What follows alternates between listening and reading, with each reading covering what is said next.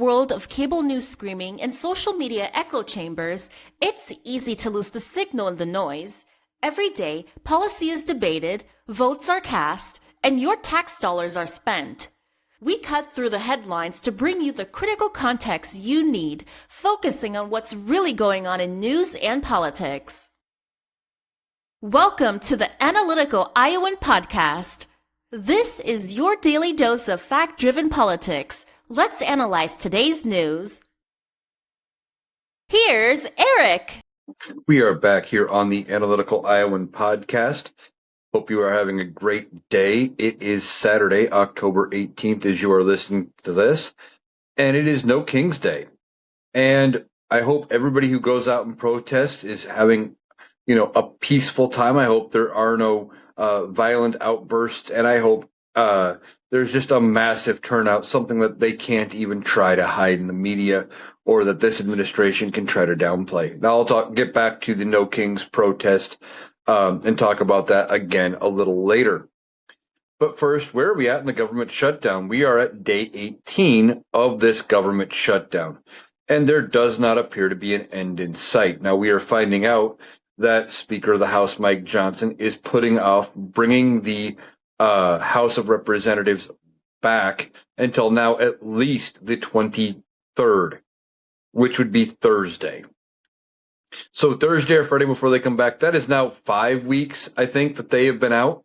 They've barely done anything since they broke for recess at the end of July. They had all of August off, barely worked during September, and now they're on another break, and they're almost going to get the entirety of October off. So we have a House of Representatives that's not doing anything. And what are they trying to accomplish in the Senate? Well, they keep bringing up the same resolution that the House passed and trying to pass that and get the government back open. I believe they have voted on it now 10 times, and it has failed every time. And it's not even really gaining that much more support. But Republicans keep thinking that Democrats are going to back off, that Democrats are going to cave, and they're going to get their way. And that's just not going to be the case here. Democrats are saying, no, we are holding the line because we want to keep healthcare affordable for people. Now, back in March, when they had the last government shutdown fight, when all of that was going on, Republicans promised a discussion on affordable tax care credits and that they would do something about it later. Well, here we are at later, and what are they saying again? Well, we'll deal with it later. Now, how much later can it get? Those subsidies expire at the end of the year, and places need to figure out what is going on with healthcare and what their prices are going to be, et cetera, as open enrollment starts soon. Now, in theory, I guess they could be telling people, well, this is the price you're going to pay with the subsidies, but if they don't come back, this is the price you're going to pay if they don't extend them. And people can make an informed choice that way. Maybe that works. Maybe that's something they do. But still, the fact is they need to do something about these Affordable Care Act subsidies. They need to get it passed. But the Republicans don't want to pass it. Why? Well, they want to kill the Affordable Care Act. They have been against it since it was launched back in 2012 under the Obama administration. And I think they only want to get rid of it because it was done under the Obama administration.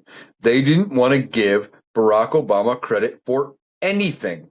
Remember, Mitch McConnell famously said during Barack Obama's first term, he was going to let every bill that came on his desk die because he didn't want anything to happen during Barack Obama's term, and they were going to make him a one-term president. Well, how'd that work out for you, Mitch? But that's where we're at. Mitch McConnell didn't want to give anything back then. They got through what they could get through when it comes to the Affordable Care Act. It is not perfect by any stretch of the imagination, but it is something. And for those of us who are old enough to remember how things were before the Affordable Care Act, this is much better. Now, healthcare itself is wildly expensive, but as we're dealing with that, there are other ways to fix it. And just quitting the Affordable Care Act subsidies is not how they are going to do it. But what Republicans want to do is they want to break the Affordable Care Act. They want to make it so it is untenable And so people don't like it anymore. And then once public outcry is against the Affordable Care Act, then they want to be able to turn and say, okay, well, people hate it, so we can get rid of it. Because people hate Obamacare, but every time they try to repeal the Affordable Care Act, people say, well, no, I like the Affordable Care Act. I want to keep my insurance through the Affordable Care Act. They know it would be bad for their constituents if they get rid of the Affordable Care Act. So they don't want to do that. They want to instead make it so people hate it. So Republicans aren't negotiating right now either. Now we found out, I think it's October 20th is going to be the next vote in the Senate on this same bill. It would be the 11th time this CR has been brought up. There have been no modifications. Republicans aren't negotiating here. If they were serious about ending the government shutdown, they would be negotiating. They would be saying, hey, okay, well, we can't give you unlimited Affordable Care Act subsidies. We'll give you 3 years. We'll give you 2 years. We'll give you 5, something. And then they would come to some kind of agreement that Democrats could live with on that. And then they'd move on to the Medicaid cuts. And that Medicaid cut is $1 trillion that was cut from Medicaid. But again, Republicans don't realize that they are screwing themselves over by cutting Medicaid. Why? Because those Medicaid funds typically help out poorer hospitals in red states. Most red states are financially dependent on the federal government because for every, like I think Alabama or Mississippi or one of those states, it's something like for every dollar they get in federal tax money back, they only kick in about 68 cents into the federal government, something like that. It is really bad. Whereas places like California, for every dollar they get from the federal government, they kick like 3 something or 4 something into the federal coffers. So Republican areas are going to be hurt by these cuts to Medicaid. But they seem to, again, think that it is going to be this rainbows and unicorns by cutting it. And their voters buy it because their voters believe that it's not going to be affecting them, even though they are on Medicaid in some cases, because it's going to only affect those people they don't like. Now, what the other reason that they are going against all of this is in a lot of cases in these red states, they have renamed their state Medicaid something else. I think in Tennessee it's like TennCare. Here in Iowa, I think it's like Hawkeye Health or something, but it's underscore Iowa Medicaid or something like that. But it's something else. Or Hawk Care, I'm not sure. It's been a while since I've had to actually look into it for myself. But it's not called just Medicaid. So people think that, well, I'm on this, I'm not on Medicaid, it's not going to affect me. Because Republicans are great at rebranding things and calling it something else and getting you to believe that something called by a different name is something else, like they did with the Affordable Care Act. They have been calling it Obamacare for years, and people hate Obamacare but love the Affordable Care Act. Republicans are great at that. If you have to give them credit for that much, they can get you pissed at something by renaming it. But then you love the thing when it goes by its real name. It is amazing. So there's no real movement here on this government shutdown, other than they're not around to vote on it. Republicans are not in the House of Representatives. Mike Johnson's not holding votes. He says, well, pass my bill that we passed in September and we'll reopen the government. Then we can talk about anything else. But Democrats are not buying the we'll talk about it later promise from Republicans because they've done this before. Back in March when they passed the last government shutdown bill, the last funding bill, and kicked the can down the road till now, Republicans said, yeah, we'll talk about those healthcare cuts later. Later's here. And they're still not talking about it. They're still saying later. And you're going to see MAGA people coming out and saying, well, Republicans used to always vote for clean CRs under Democratic leadership, when the Democrats had control. So Democrats should do the same thing. Well, it's not the same thing because, one, the Affordable Care Act subsidies are expiring and Republicans aren't talking about that. and they're not holding discussions like they promised. And two, between the last clean CR and now, we had the one big beautiful bill and the rescissions package, both of which cut funding that had been previously agreed to, that the Republicans said, yeah, we're going to fund those things for this amount. And now they're saying, yeah, we don't agree anymore. We're backing that money out. And now they want Democrats to just say, okay, we agree to your new levels with those cuts in place. Why would Democrats agree to it? But Republicans seem to think they have the upper hand. So that's what they're going with. Now, when it comes to all of it, how does it end? That is anybody's guess.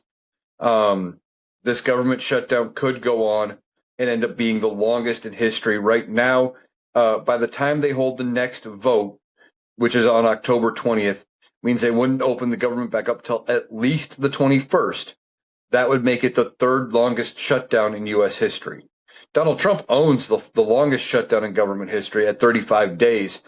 And in fact, it lasted so long that they swore in a new Congress around that government shutdown because it happened in December and January, and a new Congress took over. And ultimately, it was different representatives that ended up having to come in and fix the problem. Now, could that be what happens here? I really hope not, but could it go on that long? Maybe. I really don't think it should go on over a year, because there's going to be so many people that will just quit doing their job because they're expecting to do it with no back pay and all of the pay being held out until then. How many weeks are some of these employees going to go without any paycheck and expect to continue to show up? I know a lot of people will not continue to work for a place if they're not getting paid. Now, Republicans are saying that, they will ultimately probably have to figure out this back pay situation. Donald Trump is saying, well, do we need to pay them when they're furloughed? Do we need to pay them? Is that a thing we need to do? Maybe we shouldn't pay them if they're not working. Maybe we can just fire them. And he's talking about firing a bunch of people during the government shutdown. Well, judges have turned around and said, no, you can't do that. In fact, one judge even called them back in. One judge in California said, yeah, I told you can't fire anybody. You can't, and I'm hearing that you're going through with it anyway. And they're getting pissed. Now, that could lead to contempt charges against people in the administration. And now Donald Trump may be immune because of that bullshit Supreme Court ruling, and he might have immunity. But the simple fact of the matter is these lower people do not, and they could end up facing fines. They could face jail time for contempt of court for violating these court orders. These judges are not going to tolerate continually having their court orders messed with. So as this government shutdown rages on, the courts may be the one to step in and actually help us get to the end point, because they're not going to let this administration do all the things it wants to do during the shutdown. Now, with this government shutdown, Mike Johnson is using it to also delay the swearing in of Representative Grijalva. We've been talking about this. She won her special election like almost 3.5 weeks ago, and he has had excuse after excuse for not swearing her in. Well, the time has come. She needs to be sworn in, but he's delaying again. And he's got a new excuse as to why he can't swear her in. And what is his excuse this time? Well, she just needs to get to work. She could be taking emails from her constituents, answering phone calls, getting her office in order, getting her staff in order, things like that. She could be doing all these things.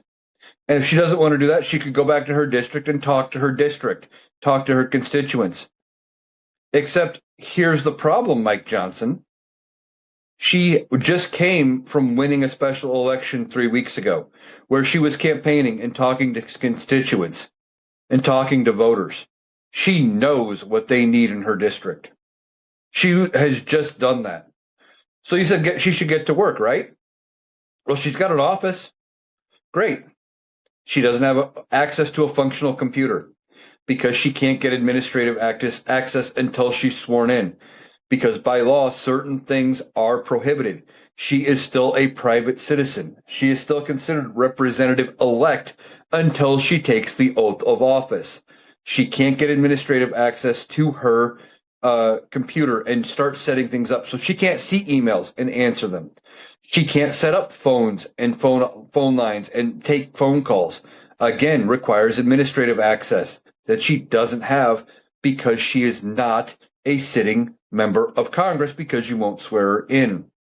She doesn't have access to her budget to do a lot of the things that she needs to do because she's not sworn in. Because there are laws in place preventing her from doing that. But you should know that, Mike Johnson. You're Speaker of the House. You're just trying to make excuses for why you haven't sworn her in. Now, why is he delaying the swearing in of Representative Grijalva? Well, it's because of the Epstein files. That is the only thing that makes sense. Why? There is a discharge petition on the floor of the House of Representatives that would require them to hold a vote on forcing the DOJ to release the Epstein files.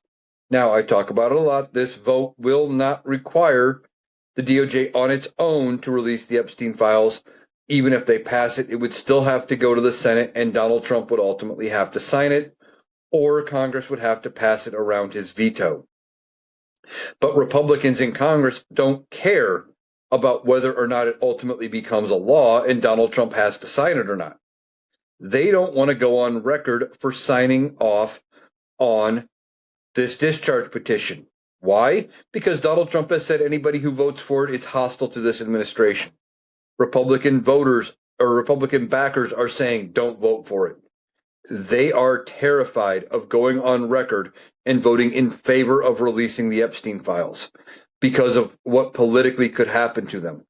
However, they also know the reverse is true. Their voters want the files released.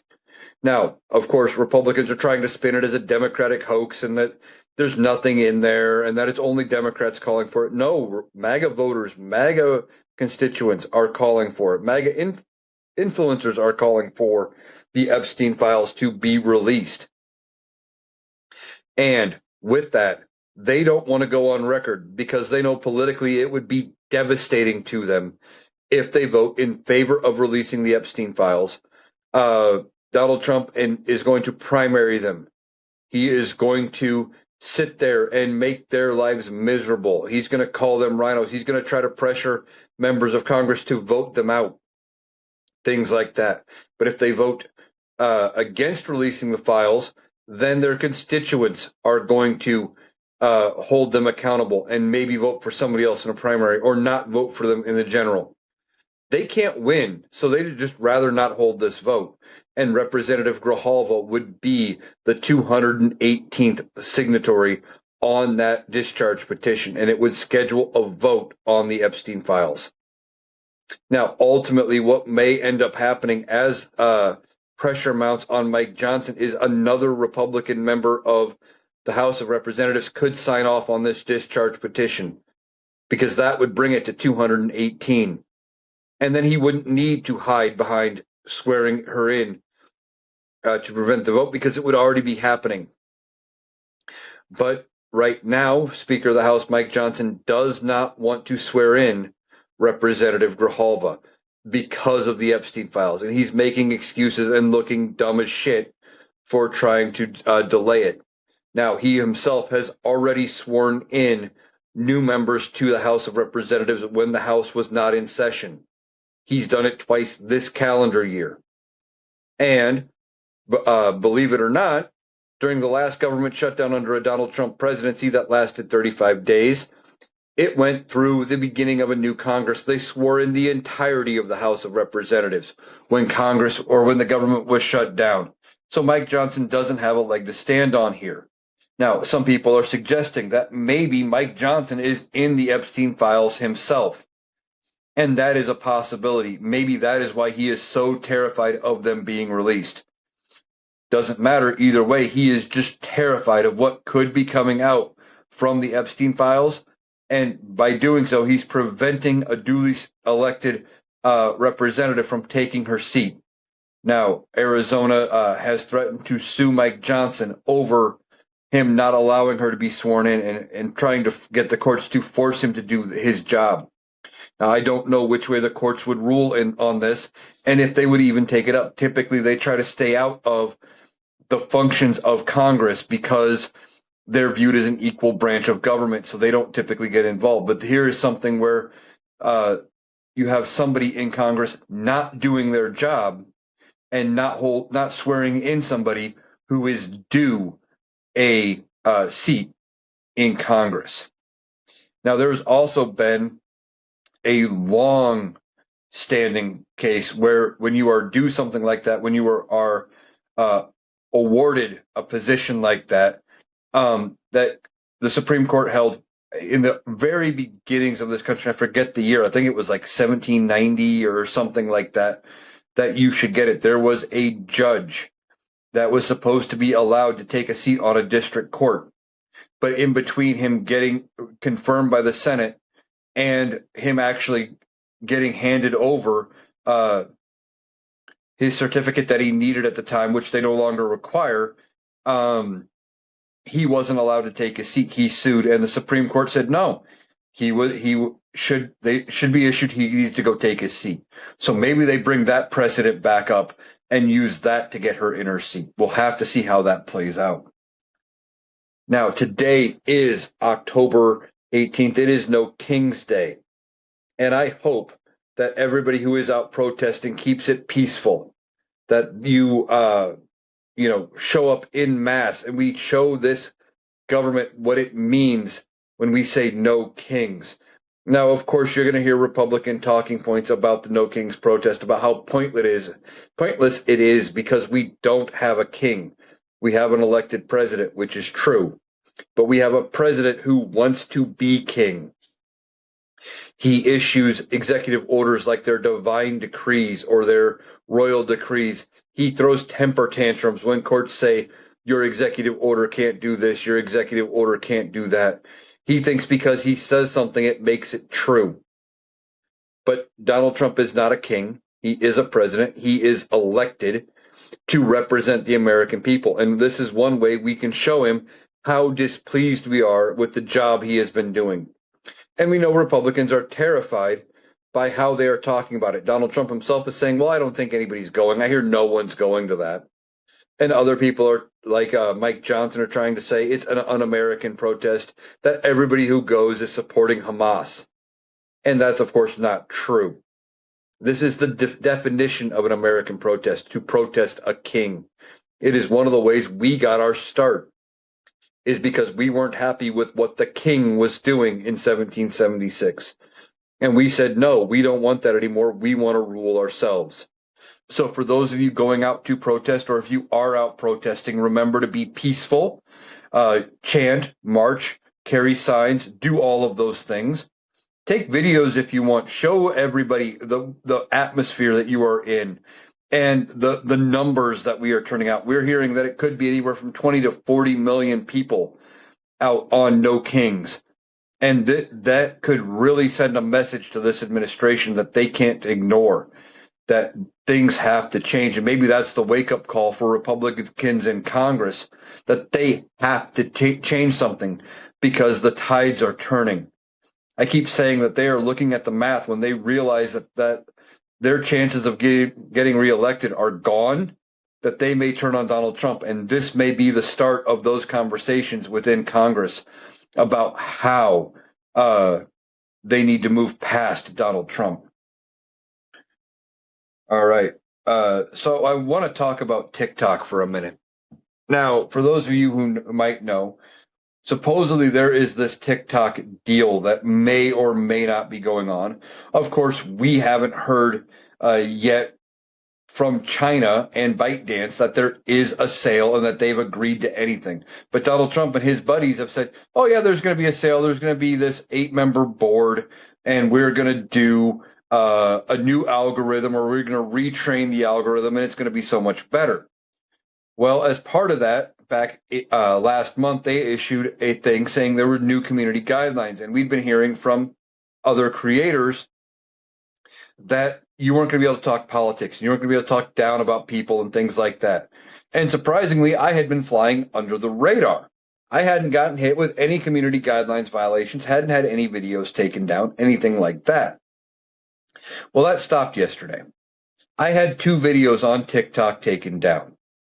Now, since you're listening to this on either YouTube or Spotify, if you go to my playlist, you'll see 2 videos that you did not see on TikTok because they were taken down. And my problem isn't with them getting taken down. My problem here is that so far, except for these 2 videos, I have never lost an appeal when they've taken my videos down, and I rarely get videos taken down. I think that might be because I block all the Trumplefucks as I get going, because I don't deal with it. It's better to block them so they don't report your content, don't get your videos taken down. But I had 2 taken down. And my problem here is that I went to appeal those 2 videos being taken down. And every time I click on it to appeal, all it says is something went wrong, try again later. I have been fighting with it by the time I'm recording this for a couple of the videos going on 8 hours, and I have not been able to appeal it yet. Now, hopefully I get the videos restored. If not, I'm not worried about it. Don't have any account strikes as of yet, and they haven't said anything else about my account being in any other kind of jeopardy about getting banned, and I'm not going to change anything I do. But if this keeps up, don't be surprised if you follow me on TikTok and on YouTube and Spotify, etc. If you see other videos like that where you don't see them on TikTok, but they show up on YouTube and Spotify.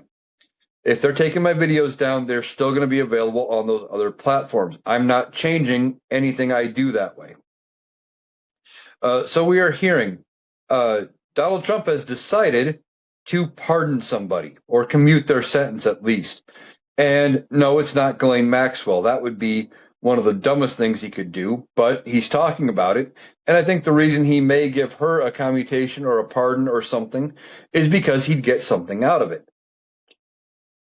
Well, what would he get out of pardoning Ghislaine Maxwell? And that would be her not talking about anything she knows about him.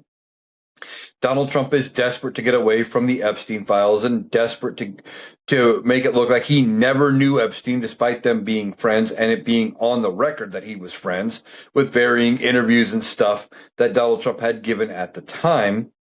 But he doesn't want people to know that he was connected to Epstein because Epstein's no longer popular. It is not the thing to do to say Jeffrey Epstein. So Donald Trump wants to distance himself as far as he can. So he may pardon Maxwell. But that's not who he decided to give a commutation to. He commuted the sentence of known fraudster George Santos. Now, you might remember George Santos. He was that member of Congress that got elected on fraudulent terms. He had told his constituents that his mom had died in 9/11, except for the fact that she was still alive. He grifted a whole bunch of money. There were issues about how he raised his initial funds for kicking off his campaign. There was a scandal about him maybe being a cross-dresser or a drag queen or something like that. And ultimately, he was voted out of the U.S. House of Representatives. Now, Mike Johnson had famously voted to protect George Santos because of the precedent it might set, because George Santos had only been charged, not convicted of any crimes. But he was charged with a bunch of fraud, and it was pretty obvious what was going to happen. And they voted to expel him from Congress. Ultimately, he was convicted on those charges. Well, Donald Trump has decided to give him a commuted sentence. And why would he do that? Well, probably because Donald Trump has done some of the same things. Donald Trump has been convicted of business fraud and lying on tax forms or lying on business records and things like that. So Donald Trump doesn't view it as that big of a deal and basically views it as, well, everybody does it, so, why bother? But Donald Trump ran on a campaign of being tough on crime. Remember, he runs again and he talks about all these undocumented illegal immigrants that come in here. He constantly talks about how they're not sending their best and they're criminals and they're doing this and they're doing that. And we need to be tough on those folks. But he commutes the sentence of a convicted criminal who happened to say nice things about him. I wonder if there's any coincidence there. All right. Now, we have the tariff case coming up before the Supreme Court next month. Now, Donald Trump has been sued about the tariffs, and varying courts have ruled that Donald Trump does not have the constitutional authority to put the tariffs in place. And they have said they have all put restraining orders against the administration for being able to issue new tariffs, but then immediately stayed those rulings pending appeal. And Donald Trump appealed to the Supreme Court and said, give me my tariff power back. I want it back. Well, one of the things with this, and this Supreme Court specifically, they look at the letter of the law and what is specifically written, and nowhere in the statute does it mention the word tariff or any of its synonyms. And it specifically says in there, though, that the president has certain powers to react to national emergencies. And Donald Trump is saying, well, I can react to the economy is a national emergency because these other countries are ripping us off, so I get to put tariffs on them. Except that's not how tariffs work, and tariffs aren't meant to be a broad stroke against everybody. We've seen what happens with that. They tried that leading into the Great Depression, or at the very beginnings of the Great Depression, with the Smoot-Hawley Tariff Act, where they put tariffs on like what Donald Trump is trying to do. And those tariffs made the Great Depression worse. But Donald Trump, he thinks he's a genius with this tariff thing and says nobody understands him like he does. Well, yeah, you're right. Nobody understands tariffs like Donald Trump does because he doesn't understand them. And what he thinks happens with these tariffs is that he says, I'm putting a 100% tariff on Canada, that Canada takes money out of its treasury, sends it to the United States, and that's how the tariff works. No, it gets paid by the company that brings the product in and ultimately gets added to the cost of those items at every step. And then we pay the costs when we go to buy whatever product it is at the store. So Donald Trump doesn't understand how tariffs work, but he's appealed his ability to put them on to the Supreme Court. So November 5th, there are going to be oral arguments about these tariffs. And just because there are oral arguments in November does not mean we would get a decision in November. We probably wouldn't hear anything till May, June, maybe even as late as July, toward the end of their term when it comes to the Supreme Court. But you know what Donald Trump said he's going to do? He may attend the oral arguments at the Supreme Court for his tariff case. Well, isn't that just nice? Donald Trump wants to go to the Supreme Court to listen to oral arguments. Well, guess what? No U.S. president during their tenure as president has ever done that in our 250-year history. Never. Now, most famously, one former president did sit through a bunch of oral arguments. That would be Taft, who ultimately became Chief Justice of the Supreme Court after being president. So he sat after being president and sat through a bunch of oral arguments. But that's different. That's not what this is. Donald Trump wants to show up.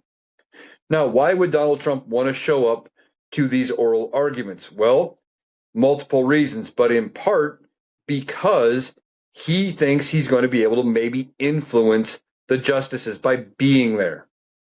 That he can maybe direct his attorneys to say something one way or the other, and that he would be able to influence how the judges rule.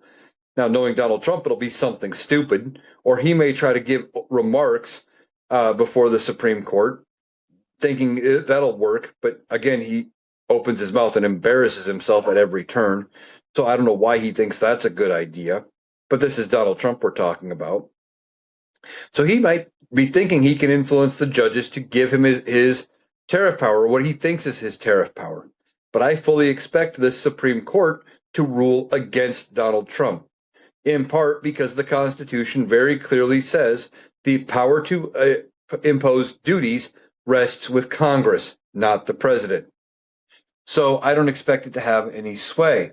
But Donald Trump may also end up doing something that he did during his criminal trial.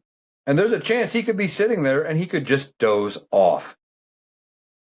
Donald Trump couldn't be entertained enough during his criminal trial to stay awake. We've seen him fall asleep in public at other events and have to jolt himself awake. We know that he has vein issues. We're thinking he may have heart problems.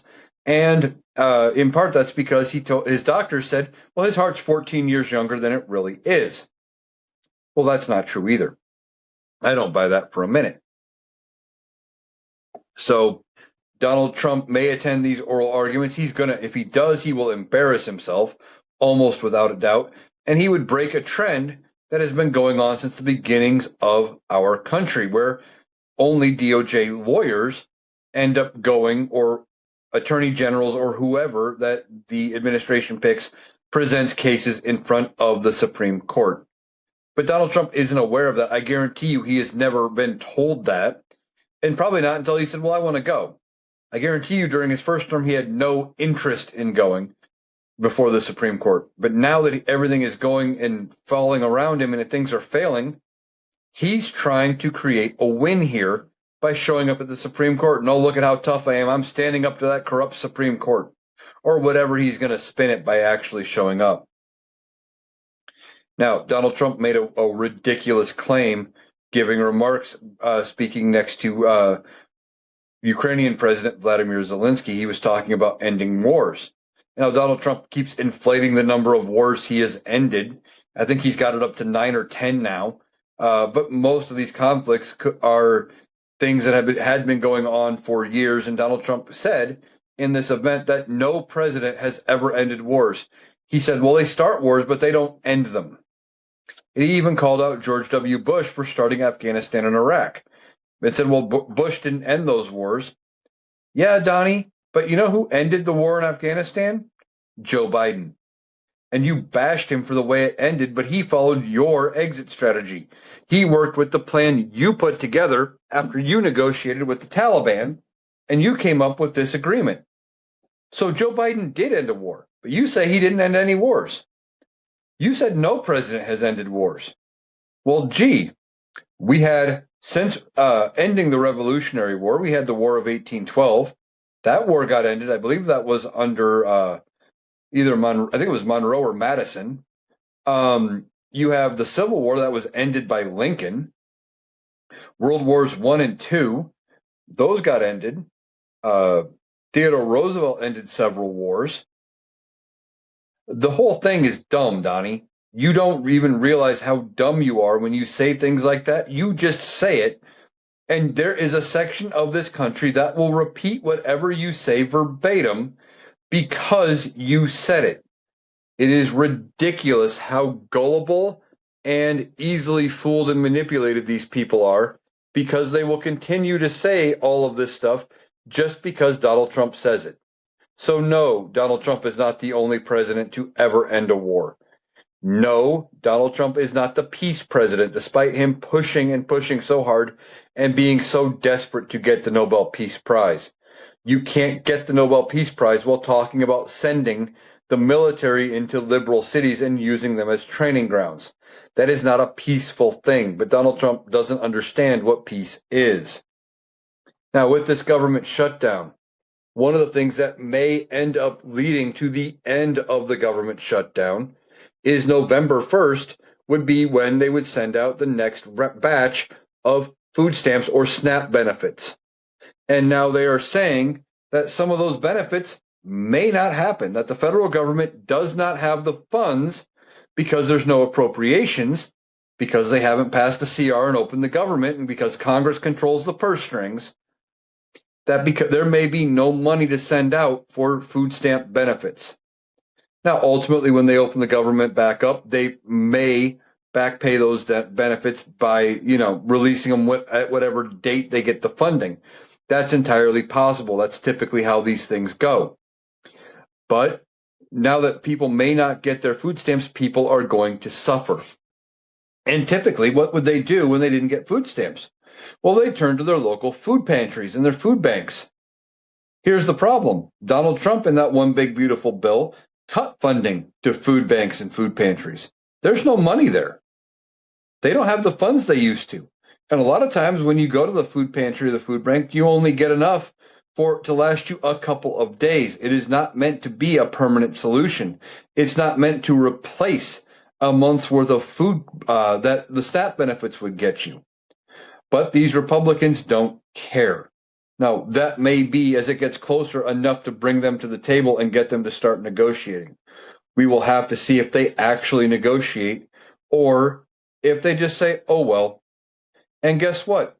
That's also November. That's also Thanksgiving. So now families are going to be getting no food stamps as they are trying to figure out how they are supposed to put a Thanksgiving meal together for their family. And there are people in the Republican side of the aisle that would say, well, they shouldn't enjoy a Thanksgiving meal if they are on food stamps. They shouldn't get to celebrate. Because look at what happens here in Iowa. Starting in January, there are cuts to the food stamp program, to the SNAP program, and they are cutting out a lot of the things you can buy. You can only buy 100% real juice, no watered down juices whatsoever, which are typically cheaper, so you can buy more of them. No teas, but whether pre-made or, tea bags, instant tea, none of that. No sugar, no flour, no baking soda, no spices, no cake mixes, no pre-made cakes. There's a limit to what you can get for like fresh cheeses and what kinds of cheeses you can get now. Certain meats are no longer going to be allowed. So there is a list of things you are not going to be able to get because they don't want people on any kind of benefit from the government. They think they should be on like a bread and water diet. Oh, but wait, they're limiting what kinds of bread you can have too.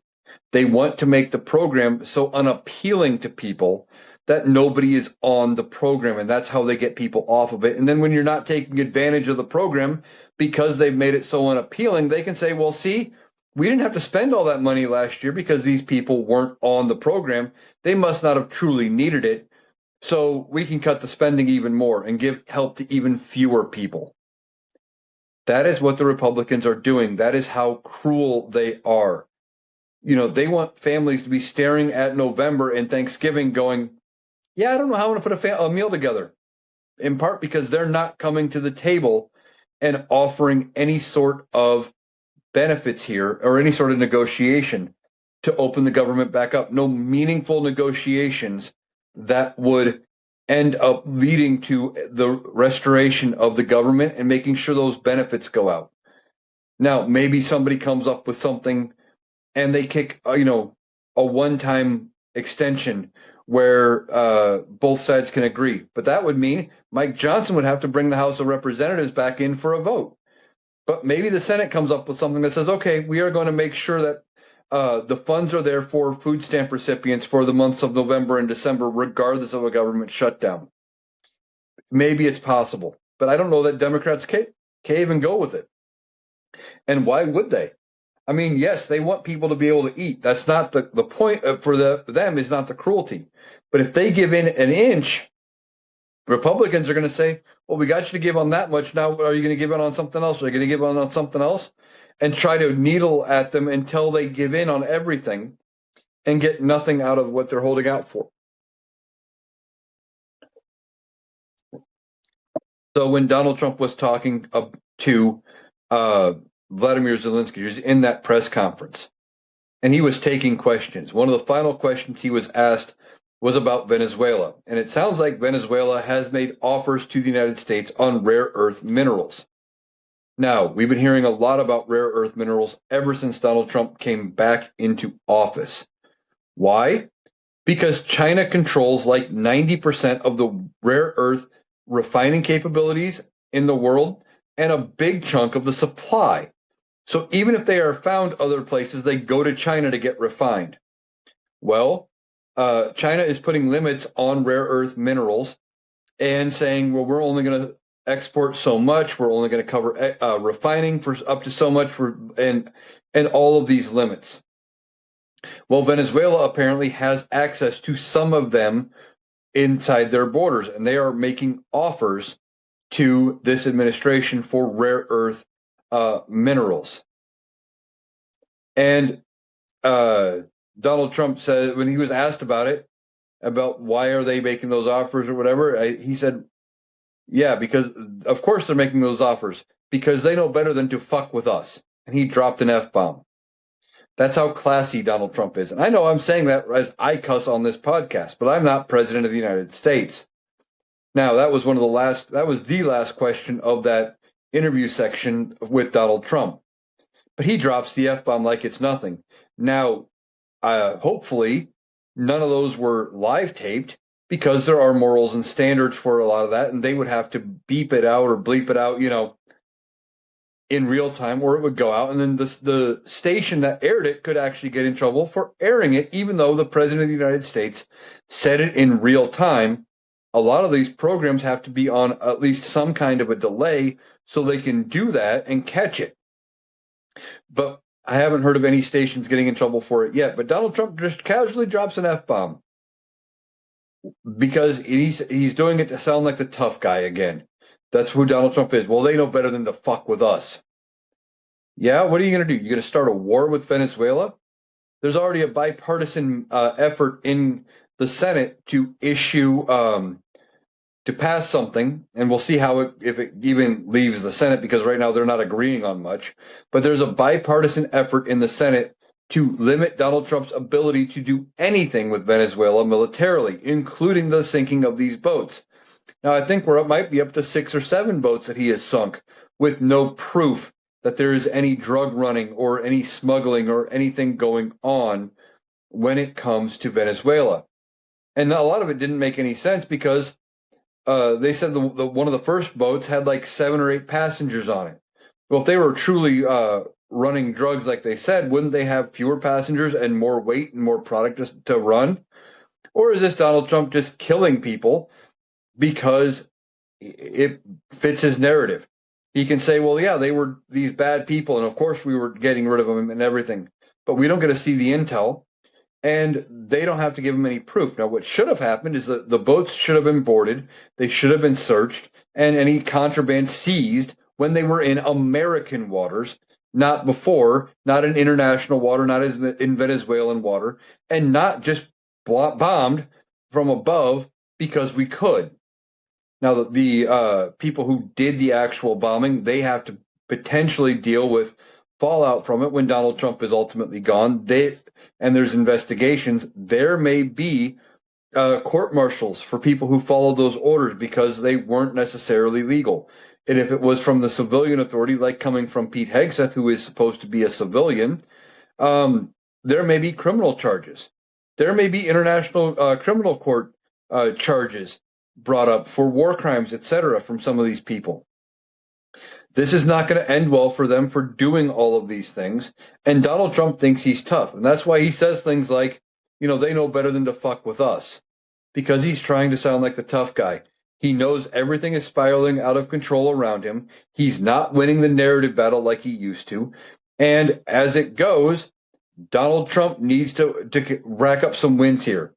And see, this is something he can point to and say, well, see, oh, I'm so tough. I'm tough on Venezuela. They've come to the table on this rare earth mineral deal.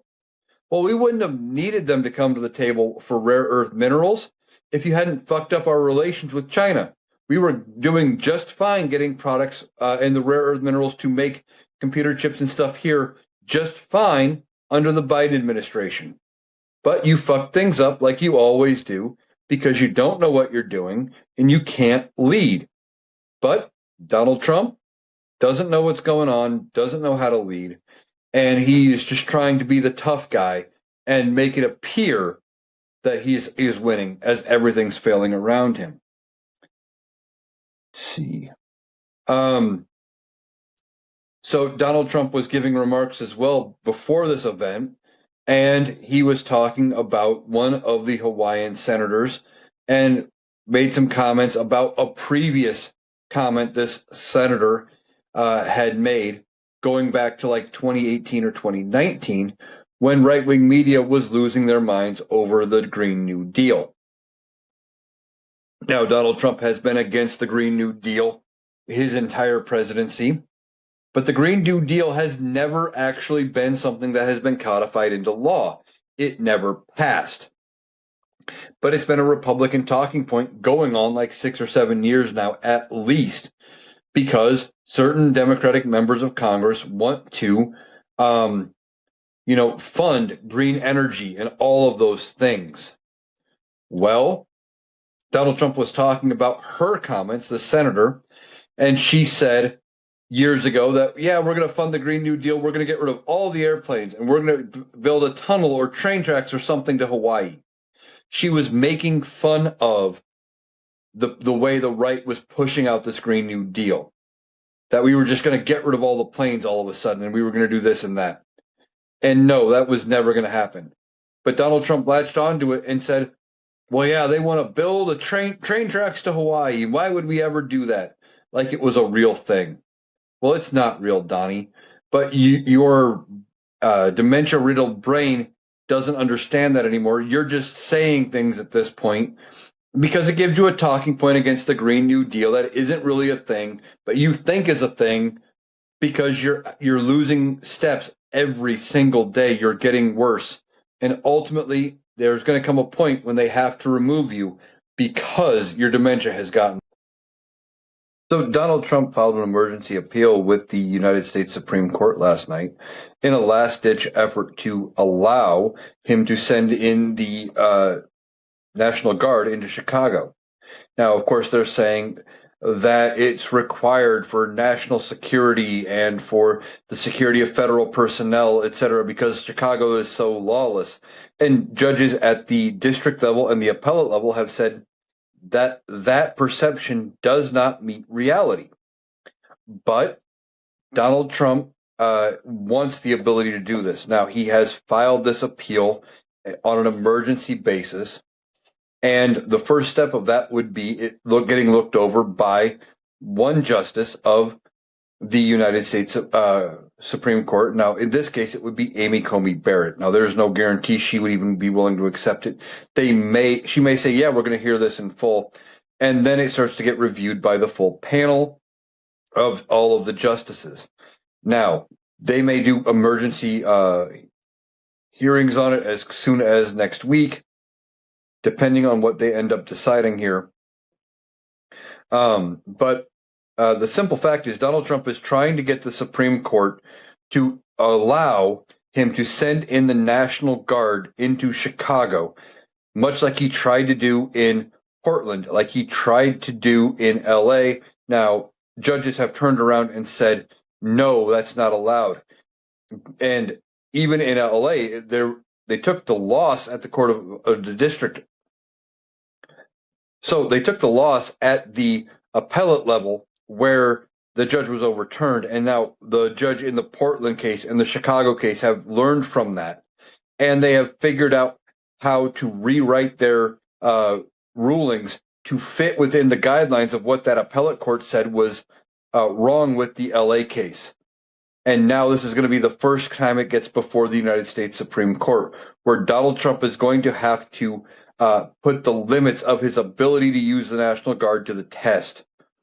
Now, yes, as Commander-in-Chief, he should have the right to call up the National Guard and use them in certain situations. However, you can't just use them for law enforcement activities, which is what this would be. Even when they were there in LA, they were limited by what they could do. They were basically there to be protection for ICE and other law enforcement agencies as they were doing their jobs. So this emergency appeal got filed. I don't know how the Supreme Court is going to rule on it. I would hope that they would rule against Donald Trump and against this administration's ability to be able to use the National Guard. And this may ultimately end it once and for all. If the Supreme Court sides with the district court and the appellate court in that Donald Trump can't just do this, and there are limits to being able to send National Guard in like Donald Trump wants, they would look at that at every level whenever Donald Trump tries to send in the National Guard into other cities, whether he tries to do it to New York like he has threatened to do, I think, when they have their mayoral election. He said, well, we might have to send the National Guard in if Mamdani wins and things like that. He's talked about some other cities that he may try to send the National Guard into as well. And if he does that, this ruling, depending on how the Supreme Court rules, could be what they use as a deciding factor for if he's allowed to do that or not. Now, ultimately, the Supreme Court could say, yeah, the lower court's got it right. But even that is a ruling that they could point to when other judges are looking at it. And if they get it wrong, this would also give the lower courts a roadmap for how the Supreme Court views this issue for when they're issuing decisions, so they can turn around and say, okay, well, here are your parameters. So we're going to work within those parameters and come up with something else. We'll have to see how the Supreme Court handles it. I'm not expecting them to rule in Donald Trump's favor, but with this Supreme Court, they can and will do anything. They've overturned longstanding precedent in other cases, and they don't seem to have any disregard or any regard for doing that, even though they stood there in their confirmation hearings and saying, yeah, we do care about precedent, etc. They all lied under oath, or at least the Republican ones did. The conservative justices all lied under oath, saying that they cared about precedent. So this case is going to be an interesting one to watch, because this is just another example of Donald Trump trying to push the bounds of his authority, and we'll see if this Supreme Court is willing to push back. Now, the last thing I want to touch on, I had somebody in one of my comments of my last podcast ask about Substack. And yes, I am on Substack, Analytical Iowan over on Substack. I'm not currently posting my videos up over there. If I can find a way to get them up consistently and easily, because it's a little bit of a headache to get them up all the time. They don't always post the first time, etc. If I can get them up as smoothly and as consistently as I have right now with TikTok and YouTube, getting my TikToks over to YouTube, etc., I will do that. I don't know what the time limit is for videos up on Substack. I may look into maybe just posting the podcast if I'm allowed to post, hour-long videos. Maybe I just post the podcast over there on Substack. And the possibility of doing a Substack Live is there. I may do that as an option at some point in the future. Here in a couple of weeks, once I get more familiar with doing these podcasts on a daily basis and making sure they fit within my time frame so I can get them out to you on a timely fashion, I may do a Substack Live as the podcast, as another option, so I can talk with different folks. One of the things I do like about the Substack Lives from being part of the Rational Boomers Substack Lives is you don't deal with nearly the Trumplefucks, the MAGAs, because you have to go searching for the creators you like. I don't think they just get popped up like they do in, say, TikTok or YouTube, etc. It's not as random. At least it doesn't seem to be from my use of Substack. So keep an eye out. I may start posting more over on Substack. I'm Analytical Iowan on Substack. Now that I'm having issues with TikTok, like I said earlier, I'm going to continue posting all my videos up over there, but hopefully this gets resolved. And if it does go away, you can still find me on YouTube or on Spotify here with the podcast, Analytical Iowan on either of those. And don't forget, I am also up on Blue Sky as well, Analytical Iowan on Blue Sky. So that's going to do it today for the Analytical Iowan podcast. I will be back tomorrow to discuss how the No Kings protest went nationwide, what we learned, what this administration's response was to No Kings. I hope you have a great day. If you are out protesting, once again, I'm going to remind you, don't fall for anything. Don't get involved in being violent. Make sure it stays peaceful. Do not let them have that narrative of us being the violent side and giving them the way of spinning this against us. So I hope everything goes great with No Kings. I'm expecting a huge turnout. Let's see if we can get it up to 15, maybe 20 million. Some people are thinking 40. So let's see how big the turnout is and show them exactly how unhappy we are with this administration and the Republican Party for letting this administration do everything they have done. So thanks for listening, and I will catch you tomorrow.